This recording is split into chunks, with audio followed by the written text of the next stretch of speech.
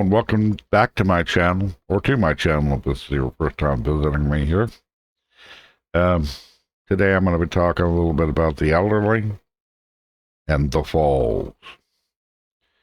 It is people who are elderly, and people with dementia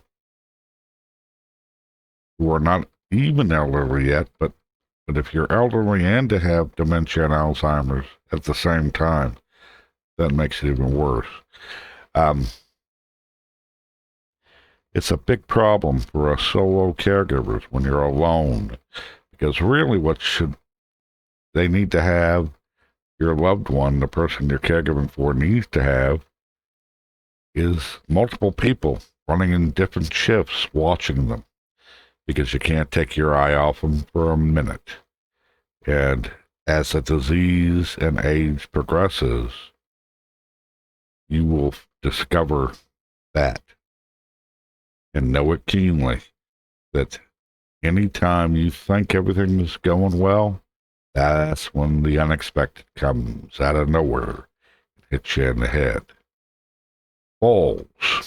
It is not a question of if they will fall, it is a question of when they will fall. And then later the question will be how often and for how long are they going to fall. There can be periods where they will fall quite often, or almost fall quite often, and then all of a sudden they might stop falling and have some level of control back.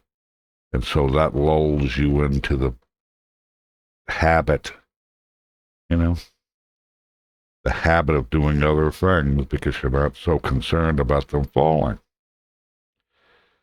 And then all of a sudden, that's when they will fall. Tonight I was very tired. I've been up a long time. Insomnia is a caregiver, especially the solo caregivers, issue that you have to deal with because you're so tense and alert all the time that it just wears you out. But it also makes it so you never sleep well or at all or deeply, because every sound you hop up at and go check your loved one to see if they've fallen, or they knock something over, they set the house on fire, or they crack their skull open on the floor. Because some of these falls are just, they fall straight back. I mean, they don't crumple fall. They don't faint. In that same way we think people faint, they just go unconscious. Stiff as a board and go straight back. As they're falling, they don't realize they're falling. The brain hasn't processed it. And it won't process it till they hit the ground, because things are moving too fast around the view, and it's confusing them. They don't know until they hit the ground that they've fallen. They'll fall front, they'll fall back, they'll trip on nothing. They will shuffle their feet, won't lift their feet enough, and catch their toe or shoe on the carpet or the floor or whatever, and they'll go unsteady. So tonight my dad, I was so exhausted, I had been up a very long time, and my eyes were nearly swollen shut from being so tired. I had to lay down. So I told my dad, sit here, I'm going to go take a nap. I'm feeling really bad. Sit here, don't do anything. I'm going to rest for about an hour. Okay. So I went and laid down, put a wet towel over my eyes. And it was about an hour, my little alarm went off. And I got up and came out and found my dad on the floor between the leather chair and the ottoman, right there in between it, laying half on a big pillow that he uses on the chair to support his back. It's laying there on his stomach, unable to get up, looking bewildered.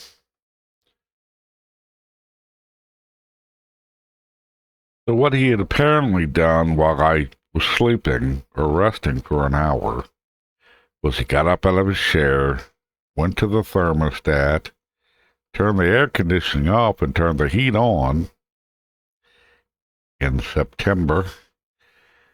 Then he had gone back and around and shut the window blinds to the sliding glass doors, turned on the light, headed back to his chair, and right before he got to his chair, he fell.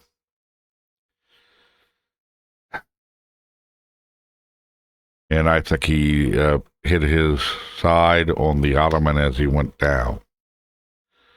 And I'm not sure yet if that's bruised or cracked a rib. I'm not going to know.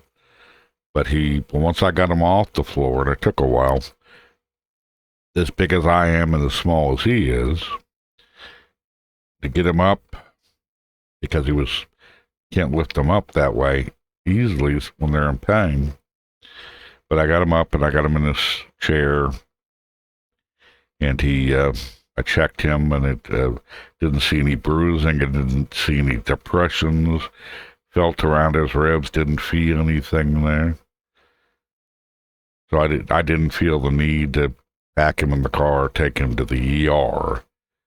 At night, I really try to avoid the ER if at all possible, because once I take him to an ER and they know he's fallen or he's got UTI or whatever, they want to keep him for observation every time.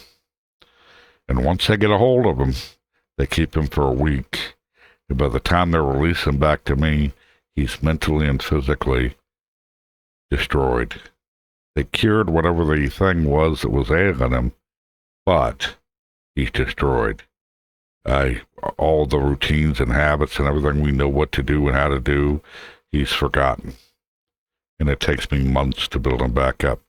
So I watch my dad very carefully, listen to his breathing, make sure there's no pain when he's breathing.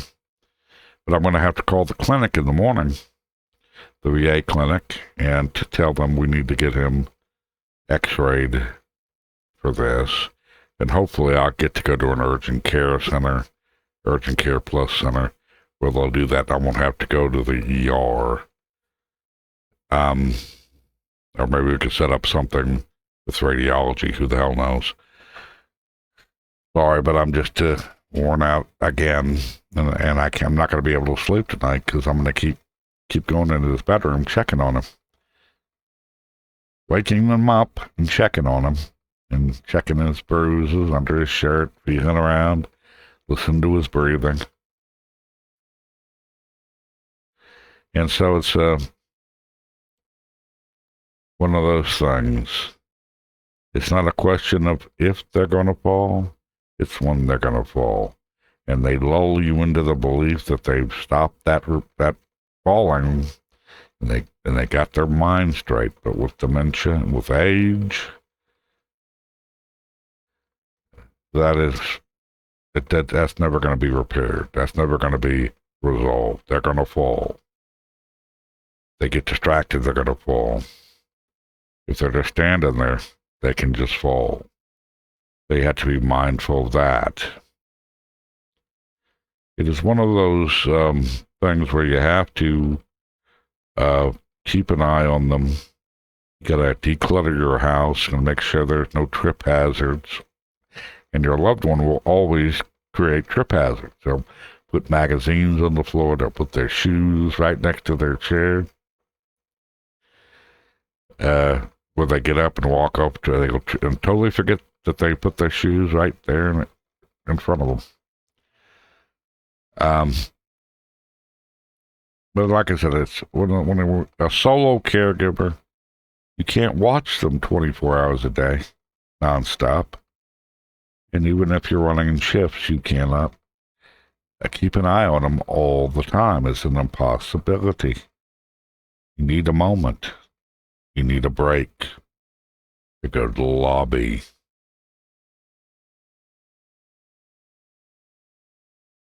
I noticed a new thing with my dad. It is, if he's walking towards a goal, like a chair with a bed. He can walk all the way across the apartment, down the hall, no problem. But the closer he gets to the goal, he begins to get unsteady on his feet and is almost falling. The whole trip is fine. He can walk a short distance. It's the same thing. The closer he gets to the goal, the chair, the end of the road, that's when he begins to get unsteady. And that's do whatever with his brain. They can't focus on something. They've lost their concentration, dementia, brain damage. We don't know, but that's how it seems to me. The closer my father gets to where he's going, he gets unsteady. Same thing when we go to a big hospital to go down to the apartments. He will walk fine with his walker, but he begins to get unsteady the closer we get to the destination, the office we're going to. That's when he has trouble. So I'm wondering about this new development. I don't think there's going to be a cure for that. Just remember, with the elderly and advancing dementia, it is not a question of if they're going to fall, but when they're going to fall, and how long are those periods of falls going to go on before it goes away for a while, goes on hiatus, and then suddenly pop back up. You can take them into a clinic, a geriatric clinic, and do a falls test, a falls analysis. But that all that does is tell you how prone you are to fall or not fall right this moment, not how it's going to be. And so that's just, there's not a lot you can do, but you have to be mindful and you have to watch them. But like I said, as a solo caregiver, or even in a couple caregiver, you can't watch them all the time. They will fall. They will cough hard and crack their own ribs. Especially when they're old. And you just never know. You're going to have to take them into the hospital. You're going to have to take them into the radiologist. You're going to have to take them into places and have them x-rayed. Even a simple fall, which looks to you to be nothing. Like tonight, didn't see any bruising or anything, but I still have to get that assessed because he could have a cracked rib. He might have a torn ligament or a torn, away from this. It could have affected this pacemaker. I hope not. Every fall that happens to them, real fall, you got to take them and have them checked out and x-rayed. You have to. When they're elderly, you have to. You don't do it by, I'm used to this, I know it didn't hurt him, so you don't know. You knew back then, but now he's older, or she's older, or they're older, and more frail than they were back here. So they progress to the point where their frailty becomes a danger in itself, where they will cough or sneeze violently, crack their own ribs, or trip over their own feet and crack their ankle or break their ankle. You have to be very mindful of that. It is not an easy life, being a solo caregiver or a couple's caregiver or caregiver at all. But these are the things you have to be mindful of and keep an eye out for. And even when you're doing your due diligence and being on the ball, you'll get lulled into periods where everything's just going fine, and then you'll walk out and find them on the floor. It is not a question of if that's going to happen. It's a question of when it's going to happen. And you hope it doesn't happen on a kitchen floor or a bathroom floor or something, or just outside on the sidewalk, because that's even worse than falling on a carpet. These are the days of us caregivers, and it's how our lives go. From moment to moment, we never get any peace. We never get any relief because we're always high tension, high alert, on call, paranoid, and probably severe insomniacs. And we're so tired that we gotta keep drinking coffee.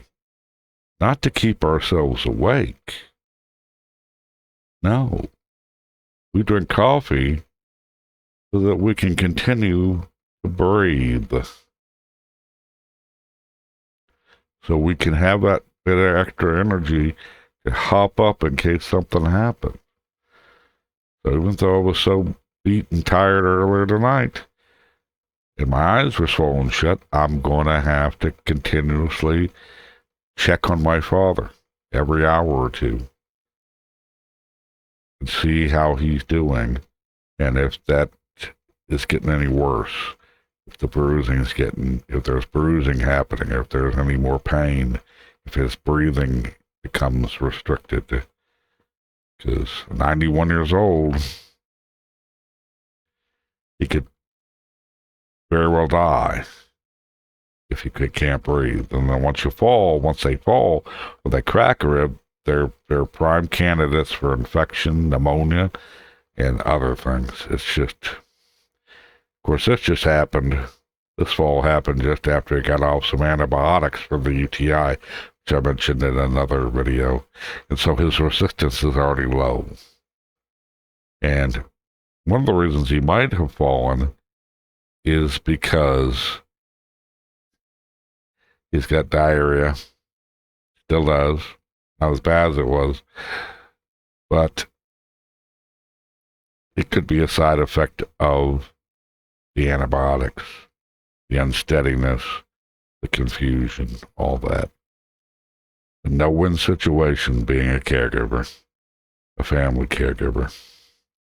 And it's never ending when you're a solo caregiver. In any case, I'm going to drink my coffee, go check on my dad, and hope I don't have to jump him, pick him up, carry him to the car, or call the ambulance. They can do an ER. Sit there with a coffee machine that probably doesn't work. These are our days, and our nights, and our hours, and our minutes. It is never ending. Never ending. Anyway, I will see you again another time. And thank you for watching my channel and putting up with my long-windedness. Take care.